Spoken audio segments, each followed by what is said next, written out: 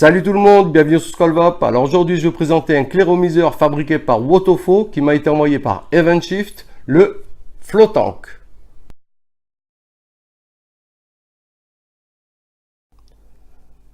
Le Flotank vous sera livré dans une boîte en carton comme ceci. En façade de cette boîte vous retrouverez une gommette mentionnée Flotank. Sur les côtés sera mentionné Wotofo, leur site internet www.wotofo.com avec une gommette de la couleur de votre clairomiseur, le mien SS. Encore une fois, Wotofo. Et là, un code barre avec le scratch code pour l'authentification de votre produit. Toujours la gommette de la couleur du clairomiseur SS. Au niveau de la couleur, vous aurez le choix entre Black ou SS. Sous la boîte sera mentionné donc, ce que va contenir la boîte. Donc là, un Flotank, une résistance supplémentaire, un manuel d'utilisation et un Pyrex supplémentaire. Mise en garde, interdit aux moins de 18 ans.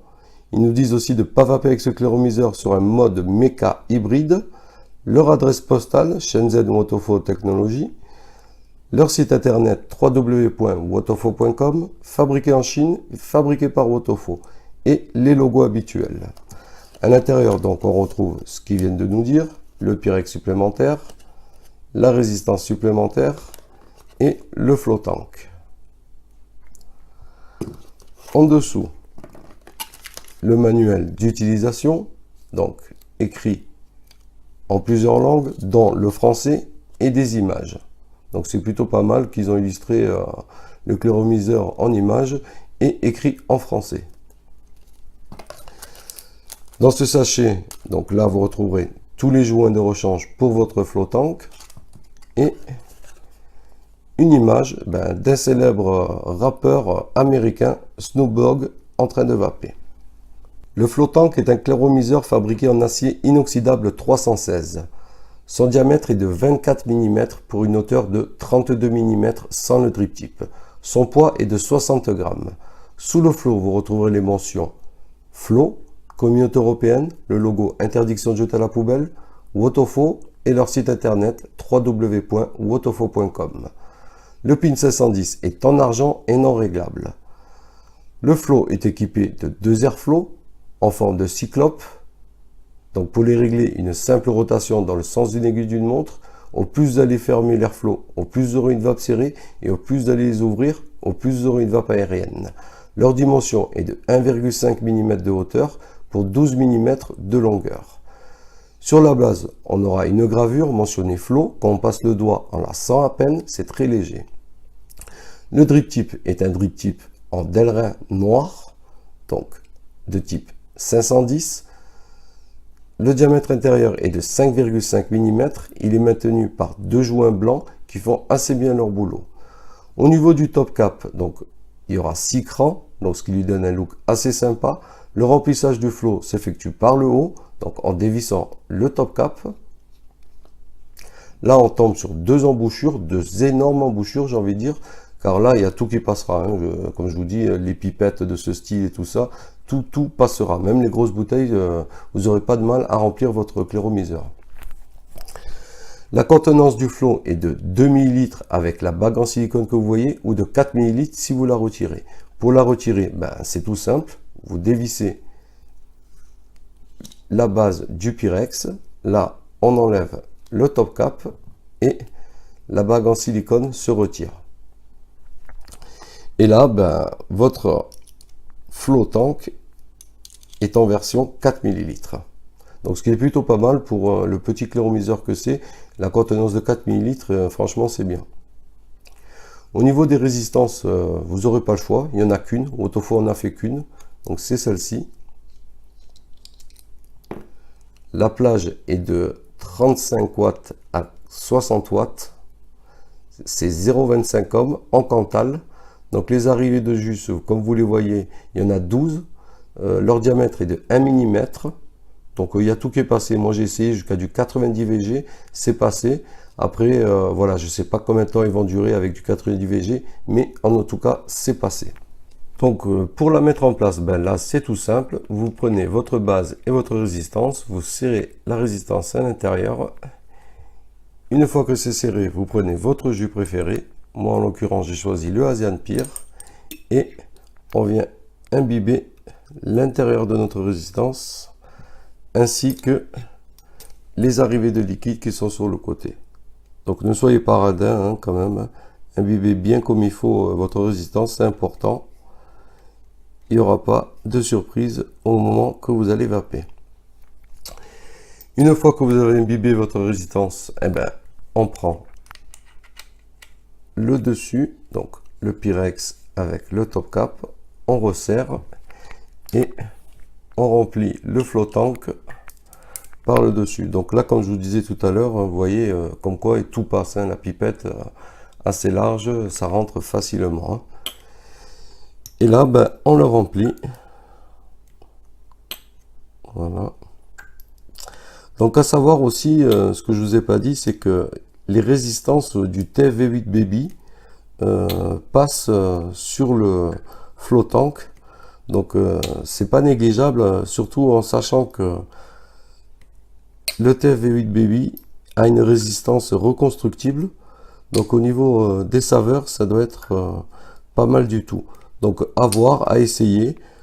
Si de votre côté vous avez essayé ces résistances, dites-moi le dans les commentaires et tout ça. Au moins on fera partager aux collègues. Voilà, donc là je viens de remplir le flow tank.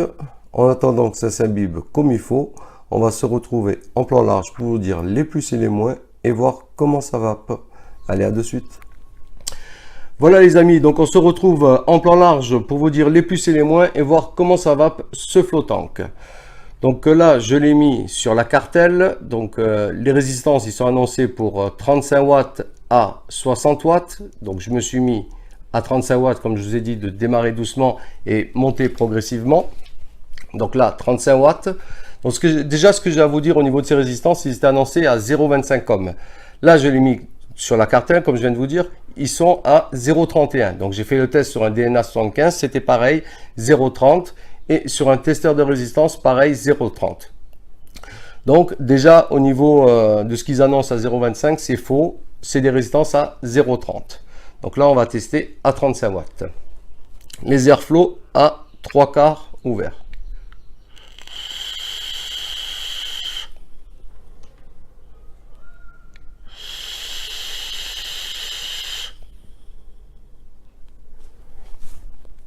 Déjà en termes de vapeur, comme vous pouvez voir, il envoie le bousin. Franchement, je ne m'attendais pas à ça.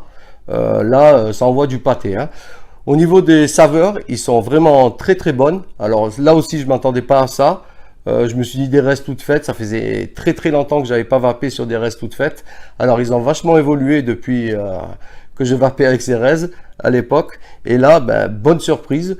Par rapport à une résistance reconstructible, je me dirais que ça se rapproche quand même à 85%, donc ce qui est plutôt pas mal.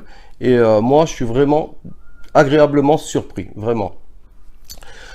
Donc là, rien à signaler à 35 watts. On va monter à 42 watts. Et c'est parti.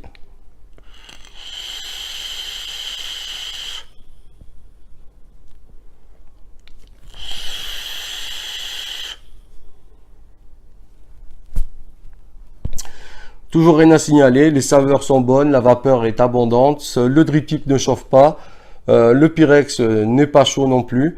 Alors on continue à monter, donc 50 watts. Là, on va ouvrir les airflow à fond.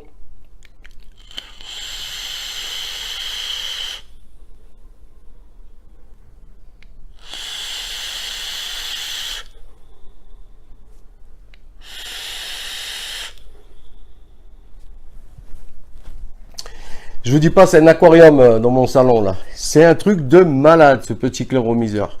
Là non plus, le drip tip ne chauffe toujours pas. Le Pyrex est un peu plus chaud que tout à l'heure. Bon, en même temps, je vape plusieurs fois, donc c'est un peu normal. Mais les saveurs sont toujours aussi bonnes. Et là, ben, on continue à monter directement à 60 watts. Donc, comme annoncé Wotofo. Et on va tester tout ça. Donc 60 watts. Et let's go.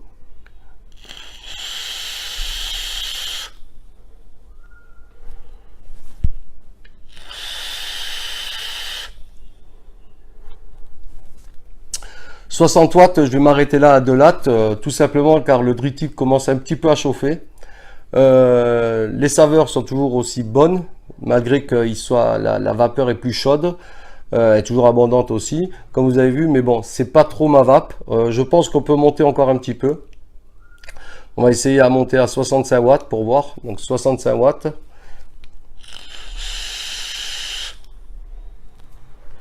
Ouais, 62 watts, c'est vraiment la limite de cette résistance. En plus, les airflows, ils commencent vraiment à siffler. Voilà quoi. Donc la plage de puissance qu'ils ont annoncé Wotofo est juste entre 35 watts à 60 watts. Et franchement, les saveurs sont excellentes. Je suis surpris par ça. Et la vapeur, comme vous pouvez voir, elle est vraiment très abondante.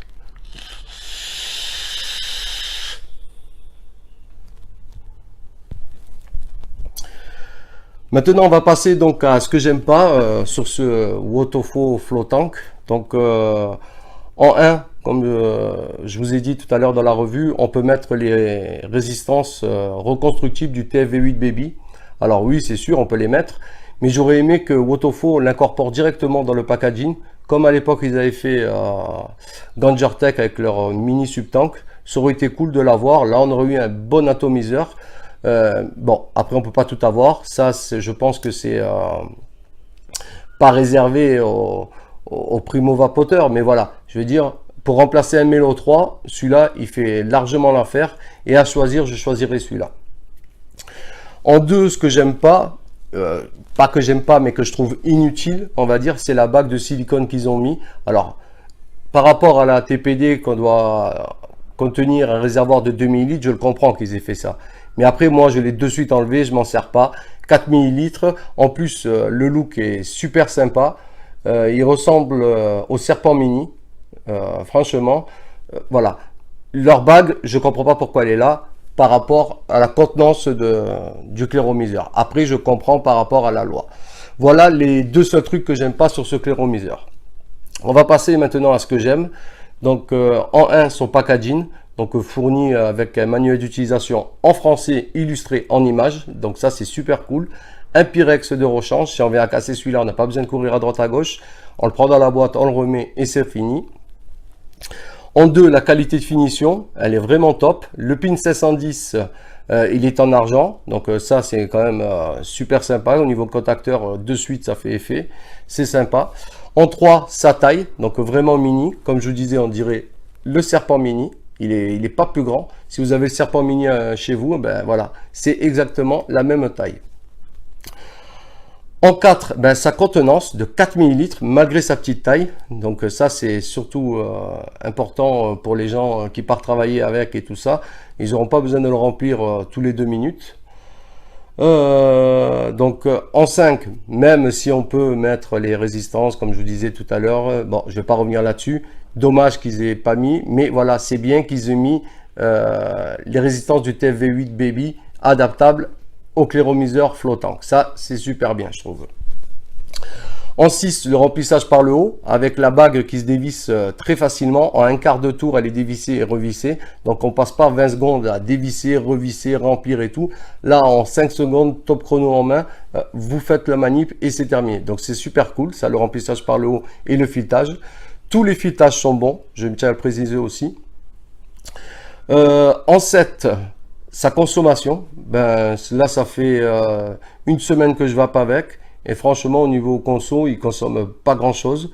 Alors là aussi je me disais, waouh, des restes toutes faites, 50 watts, 4 ml, Wotofo, ben, on connaît un peu, ils aiment bien faire des clairomiseurs, atomiseurs qui picolent un peu. Là, ben, ça va, la consommation moyenne est de 5 ml par jour, donc c'est raisonnable.